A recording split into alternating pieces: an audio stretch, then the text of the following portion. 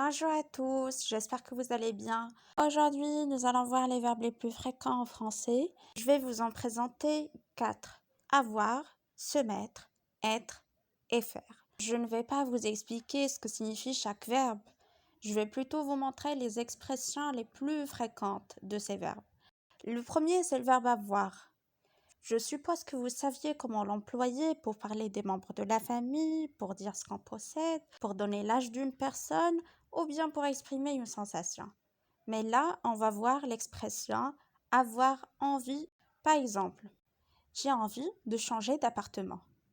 J'ai envie de dormir. J'ai envie d'un voyage. Les Français utilisent très souvent le verbe avoir à la forme négative. Ils disent par exemple je n'ai pas envie. Et à l'oral, ils disent plutôt j'ai pas envie. La deuxième expression du verbe avoir, c'est n'avoir qu'à. Si on dit par exemple tu n'as qu'à faire quelque chose, ça veut dire il te suffit de le faire. Par exemple, si tu veux savoir quelque chose à propos de moi, tu n'as qu'à me demander. Si tu veux t'inscrire, tu n'as qu'à remplir le formulaire. Si tu ne veux pas travailler, tu n'as qu'à prendre tes congés. Encore une fois, les Français disent plutôt à l'oral t'as qu'à. T'as qu'à remplir le formulaire, t'as qu'à prendre tes congés, t'as qu'à me demander. Le deuxième verbe, c'est le verbe se mettre. On va plutôt prendre l'expression se mettre à, ce qui signifie commencer. Par exemple, il se met à pleuvoir.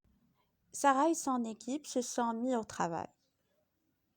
La troisième expression, c'est comment ça se fait que.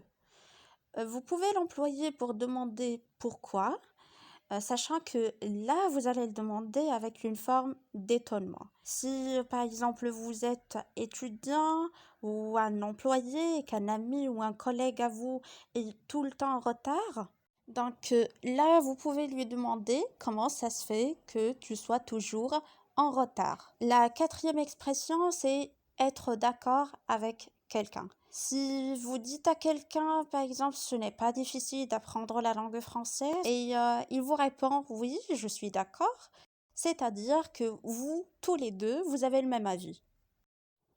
Si cette vidéo vous aura plu, n'hésitez surtout pas à vous abonner à la chaîne.